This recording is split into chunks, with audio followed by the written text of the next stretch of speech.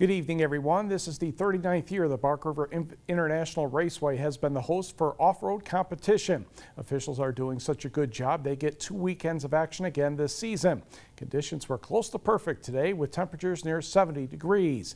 We'll begin with the Pro 2 trucks. The start was rather wild. Mike Jenkins in the 47 had the early advantage going into the first turn, but number 9 Chad Horde tries to make a move to get to the second spot. However, 33 CJ Greaves cuts between Horde and Jenkins, enabling him to get to the top spot after the second turn. Later in the first half of the race, Ari Lyondike Jr. flipped his truck on the backstretch. He was okay, the truck not. No rows nor podium finish for the former Bachelorette contestant. The 37-year-old Horde had a couple chances to grab the lead in the second half of the race, but the 18-year-old Greaves was able to answer each challenge. Horde finished second behind CJ Greaves, and that's how they rank in the Pro 2 standings. With him starting right on the front row and us having to start a little bit behind him, we've been so dead even all weekend, and just for him to be able to start in front of me like that and have to go chase him down and eat his roost, and you know where I want to put my truck is where his truck is, so I got to get out the line to try to pass him. But I think we definitely proved this weekend that we're one of the trucks to beat, and we qualified first, so that puts us right there. Horde trails Greaves by about 24 points in the Pro 2 standings going into tomorrow's action. Certainly more than 2,000 race fans, maybe 3, enjoyed the throwdown in the UP Part 2 to the ProLite trucks. Clean start for the nearly 24 competitors. The first yellow truck you will see is number 42 Mark Kleiman of Wilson. The next yellow truck is number 48 Cody Kleiman, also of Wilson, with number 20 Scott Beauchamp of Escanaba right behind him.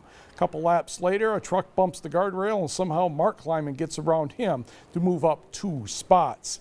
Second half of the race, Iron River's Nick Baumgartner speeds past the main grandstand, but he started way back in the pack. Did make up some ground, but not enough. In the end, Keegan Kincaid won with Jarrett Brooks second. Mark Kleiman was 8th. Cody Kleiman was 9th, and Baumgartner and Beauchamp were both back in the pack. We move to the 1600 buggy class. Number 308 is Bark River's Brad Erickson. He started in the 8th position and quickly moved up to 2nd during the first half of the race. He maintained that spot for quite a while, but he fell back to 3rd on the backstretch late in the race and finished 3rd. Erickson was disappointed with that, but he's always happy with the support he receives from the local fans.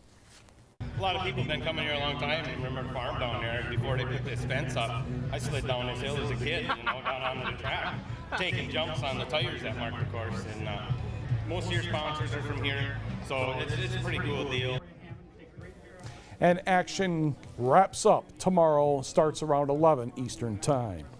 The Highland Golf Club in Delta County is hosting the Upper Peninsula Ladies Golf Association Tournament. 9th hole, a par 5. Third shot for Lori Shea of Gladstone, correctly wearing purple and white, the colors for the high school. Her third shot is on the money, and Shea lines up the birdie putt and knocks it down from a couple feet. Defending champion is Avery Rochester. She represents Wawanoin, and the former Marquette High School and now Columbia College Linkster in Missouri has a solid approach on the par 4 10th, about 5 feet away. Rochester has no problem with the birdie attempt. As the defending champion, Rochester did not have to announce her score because she will be the first seed when match play begins on Sunday. But Rochester made a statement on the scoreboard with a 68. Calumet Zoe Woodworth was second with a 79, followed by Pine Grove's Joanne Poncino with an 80. Escanaba's Karen Wiles and Gladstone's Lori Shea tied for 4th at 83. 16 golfers will be in the championship flight when match play starts tomorrow. Sault Ste. Marie's Sandra Collins had a hole-in-one on the 8th hole. To softball. 15 and 16-year-old state tournament, Escanaba against Sault Ste. Marie. Jamie Sigorski threw out a base runner at second base. Then in the second inning, Aubrey Saunders, the base hit to center field. J.J. Lavalette scores, and after an error, Saunders slides into third. Escanaba has a 3-0 lead. Next, Mackenzie Leesner, the base hit and an RBI. She had 4 hits, including a home run. Escanaba won easily 15-2. Escanaba will meet Clinton in the final tomorrow at noon. Clinton rallied from a 10-run, nearly mercy deficit to beat Edwardsburg 13-12 in the other semifinal. In junior baseball, sectional at Norway, Portage Lake defeated Norway 14-11. Norway came back to take the nightcap 12-4. Final game will be tomorrow at noon Eastern, 11 Central Time. In 11 and 12-year-old state baseball tournament action in Muskegon, Iron Mountain North bounces back with a 5-3 win over Millwood. Marquette dropped an 8-6 decision to Harbor Springs. In Lance, Portage Lake defeats Negaunee 12-2 to win the district title. Portage Lake joins Escanaba in the state tournament at Grand Rapids. And in Legion baseball, O'Connell Falls and Gladstone split a doubleheader. Gladstone won 4-3 before losing 11-3.